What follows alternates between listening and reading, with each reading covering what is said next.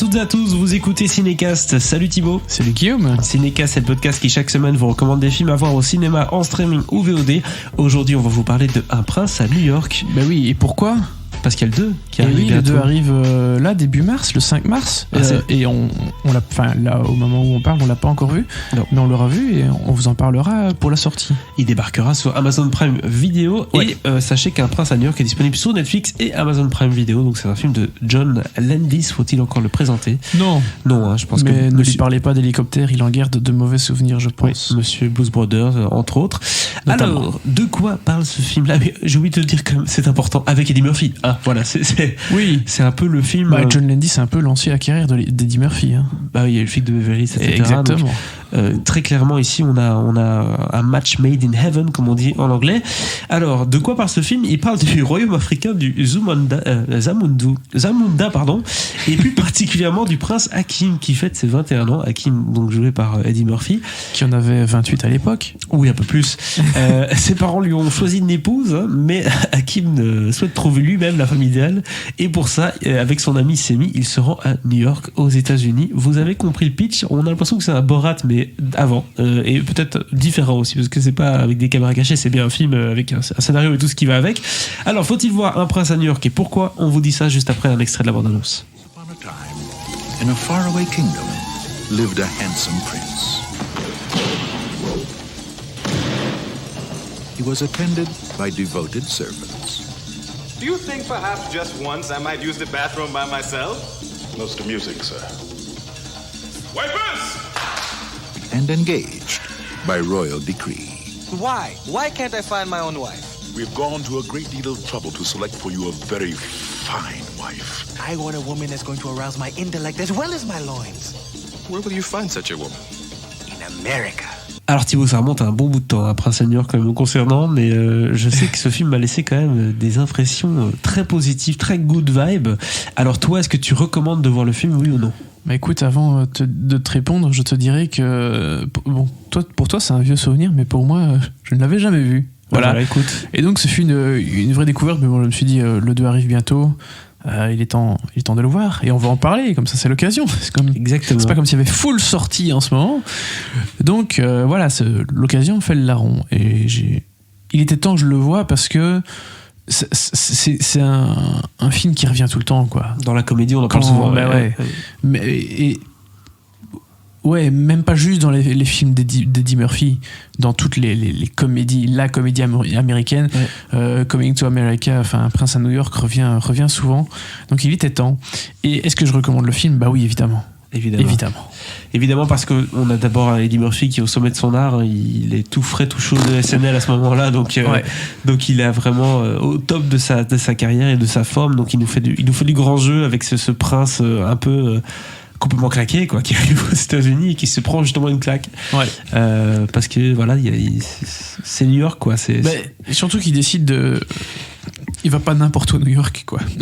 Oui, c'est ça. Il va dans le Queens. Parce qu'évidemment, sa logique, c'est que c'est quand même pas un mec qui est hyper fut-fut, on va pas se mentir. Non. En même temps, depuis qu'il est né, il y a quelqu'un qui lui torche le cul, donc il va pas à la toilette tout seul. Il se brosse pas les dents, il y a quelqu'un qui lui tient la brosse à dents, et c'est comme ça pour tout. Donc le mec est quand même pas des plus intelligents, on va pas se mentir. Et des plus débrouillards, surtout. Et des plus débrouillards, exactement. Et donc. Il va, vu qu'il veut pas avoir cette femme qu'on lui impose, il demande 40 jours pour voyager, et pour son père c'est juste qu'il va se faire plaisir, voyager un petit peu, mais lui son objectif c'est vraiment de se trouver une femme, et donc vu qu'il est prince, il va essayer de se trouver une reine. Et donc, il va dans le Queens, à New York, qui est donc le quartier hyper populaire. Et ça va lui changer des palaces, ça va le changer des palaces. Exactement. Auxquels il est habitué, quoi. Les ordures, les vêtements des années 80, tout va y passer, McDonald's aussi. Ah, il arrive avec 40 bagages et que tout le monde pique dans la rue quand il va visiter l'appartement pourrave qu'il veut louer. Oui. Et il s'en fout. Donc, voilà, c'est un type qui est déconnecté de la réalité. Exactement. Parce que il sait pas ce que c'est, tout simplement. Mais pour les comédies, c'est toujours très savoureux, ça. Un personnage qui est déconnecté de la réalité. Et puis quand c'est Eddie Murphy avec sa tête de Ben F. Ah, mais c'est tout Ben F. C'est tout Ben F, tout à fait. C'est un film qui a Enfin, on va parler des aspects comiques après, mais c'est un film qui a lancé une espèce de mode dans la carrière d'Eddie Murphy, parce que bien évidemment, il joue le prince Hakim, mais il joue plusieurs autres rôles dans le film, comme Arsenio Hall, hein, qui joue son compagnon, donc Semi. Ils jouent tous les deux 2, 3, 4 personnages parfois dans le film. Ils sont toujours hyper grimés, et honnêtement c'est plutôt bien foutu, parce que alors t'en repères tout de suite l'un ou l'autre, mais il y en a un, le doute était quand même il était fort, et j'étais pas certain que c'était Eddie Murphy, tu vois. Donc ça c'est cool, et voilà, c'est jouer plusieurs rôles dans le même film, c'est quelque chose qu'Eddie Murphy a refait 2, 3, 4 fois par la suite. Oui, bien sûr. Il y a eu quoi, Norbit, enfin pas toujours dans des bons films, hein, mais il y en a quelques-uns. Non, c'est clair. Et voilà, ça va vraiment lancer une espèce de voilà. Et même de dans My mode. Name is Dolomite, là, récemment, il y avait aussi ce côté un peu costume, jeu d'apparence. Mais je pense pas qu'il jouait dans plusieurs personnages dans Dolomite, Non. mais oui, Cette c'était notion un peu son d'interpréter retour. des choses, des rôles, ça fait partie de son catalogue, tout à fait. Très clairement. Mais sinon, évidemment que le film est drôle. Pourquoi ? À cause de ces décalages.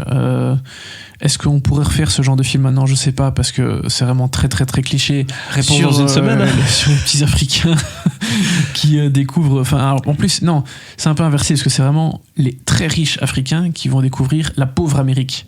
Donc il y a quand même une espèce d'inversion de cliché qui fonctionne bien. Mais enfin, moi j'ai trouvé le film hyper drôle. Alors c'est pas toujours des grands rires aux éclats, mais c'est subtil, c'est bien amené, t'as des personnages touchants, cette espèce de copycat du McDonald's, son patron et sa fille, qui est donc celle de qui le prince va s'emmouracher.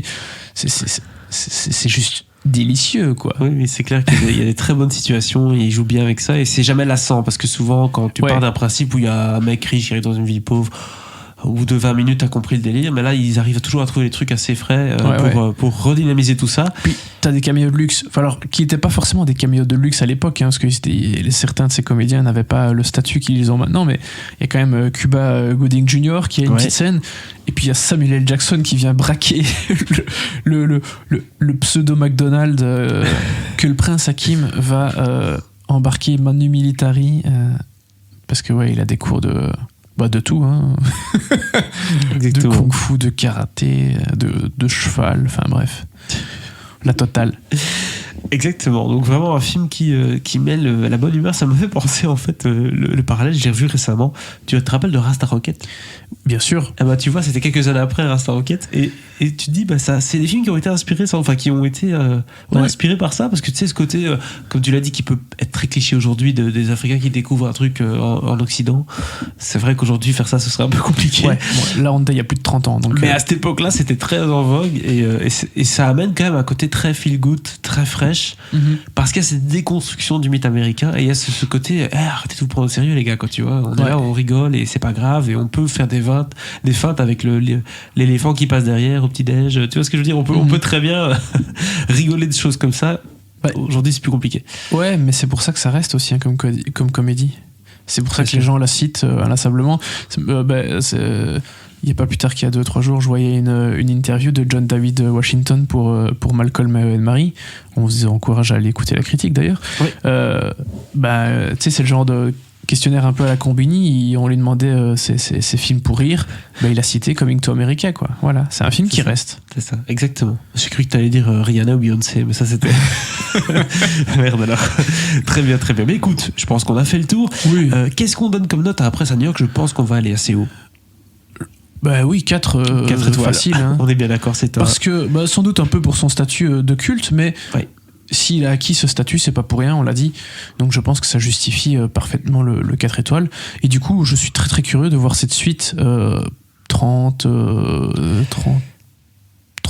ans, 88. Donc, 88, 33 ans plus tard. Donc voilà, écoute, on verra. Verdict la semaine prochaine. Les suites 33 ans plus tard en général c'est jamais super bon, mais on verra. Non, alors les suites qui sont vraiment quelques années après, c'est rarement très très bon, mais quand ils font un film vraiment des années plus tard, parfois ça peut être la bonne surprise. On verra bien. Espérons. Bref, comme je disais, verdict la semaine prochaine. On vous dira ça très très vite. Voilà en tout cas qui conclut cet épisode consacré à Un prince à New York ou Coming to America, disponible sur Netflix et Amazon Prime Video. N'hésitez pas à partager votre avis sur ce film dans les commentaires et si c'est pas déjà fait, à vous abonner au podcast sur la plateforme de votre choix. À très bientôt pour de nouvelles recommandations.